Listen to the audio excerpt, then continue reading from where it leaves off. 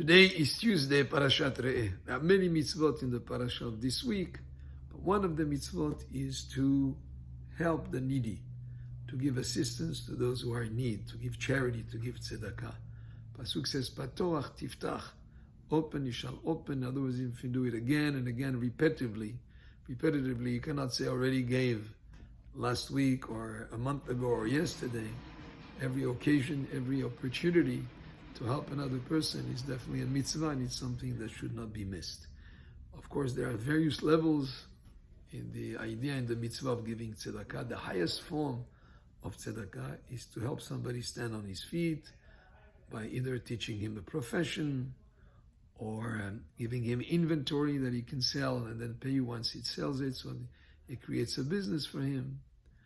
The idea is to have him do it on his own and enable him to earn his own living, which would be the highest form of tzedakah. Below that, there are other levels. You give him a loan, or you give him tzedakah before he asks for it, or after he asks for it, that's lower. And then, of course, just to be sensitive to the others is most important. Give it with the right attitude. The lowest form of tzedakah is you give charity to somebody after he has asked for it, but you give it with a bad attitude, with a sour face. That would be wrong. But still, you're fulfilling the obligation of charity, but just it's a lower level of the mitzvah. Every person is obligated to give tzedakah.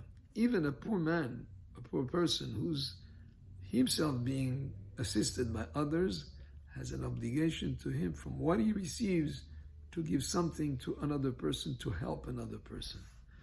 He is definitely on the receiving end, but still he has the obligation to be on the giving end as well and to give tzedakah.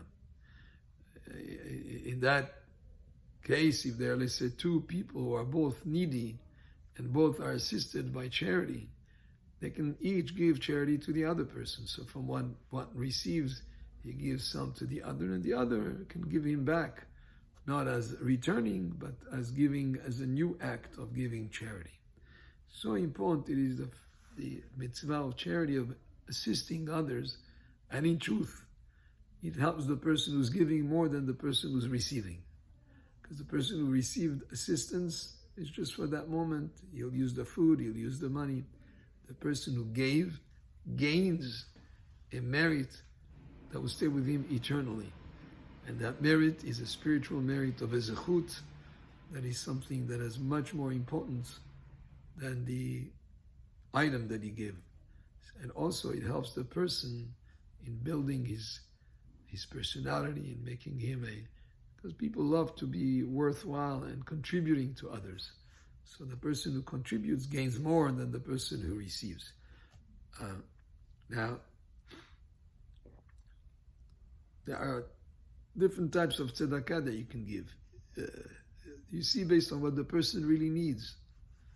Sometimes it could be food, it could be clothing, it could be money, it could be even advice. If a person needs advice, that's what they said in the desert. Everybody had what to eat because there was manna. Everybody had clothing because their clothing didn't even get older, didn't get used up. They were protected from the elements. So what type of tzedakah did they give each other? Well, if somebody needed some advice, that would be also a charity. Somebody needed the shoulders to cry on. He needed somebody to hear him out so that he could relieve himself from certain feelings that he had. Lending an ear would be also an act of charity. So you see what the person needs. Situation where somebody was, let's say, very wealthy, and then he lost his wealth and became poor, that person, you have even a bigger obligation to help. In the words of Rashi, even sus irkov alav, even if he's used to have a horse to ride on, you have to ride him with that horse. Ve'eved larutz lefanav, and even a servant to run in front of him. In other words, a person who had wealth and lost it would have a harder time to cope with those feelings, and that person, you should giving even more attention and help even more. Now, what about a person who's not poor? Let's say he's got plenty of money at home, but he's traveling and he ran out of funds. Maybe he has not even credit cards on him, let's say. Okay, so what does he do? And he doesn't have what to eat. He's allowed, of course, to accept charity. And not only is he allowed to accept charity, when he goes back to his town, he's not obligated to seek out those people that help him to reimburse them, even though he was not poor in the sense that he had assets at home. But at the moment that he was at need, he was considered to be poor, and therefore he was assisted. At that moment, doesn't need to reimburse the people. Now, what about a person who's poor, but he refuses to accept charity, and he's really in need? You can pretend you're giving him a loan, and you know in yourself you're not expecting to get paid back. Because to protect his honor, or you can give it to him as a gift. You can find a way, like the Pasuk says,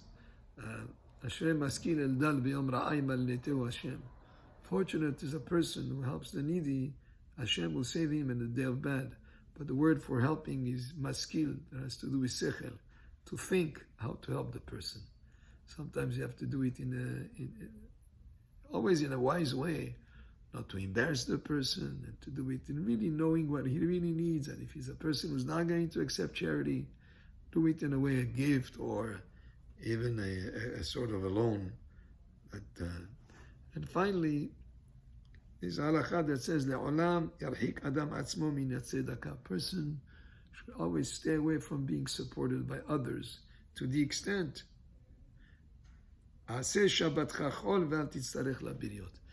if on Shabbat you would eat food just like a regular weekday, better to do that than to be needing the assistance of others, or to put yourself on the community to be assisted. So a person should make every effort to deal with his own needs on his own. And even if he has to on Shabbat to eat less than what a person should eat on Shabbat, just like Chol, rather than needing the assistance of others, but if necessary, the person should be able to accept it. And the obligation is on the one who's giving to be sensitive to the others and do it in a way that would be respectful and proper. Baruch Adonai le'olam, amen ve'amen.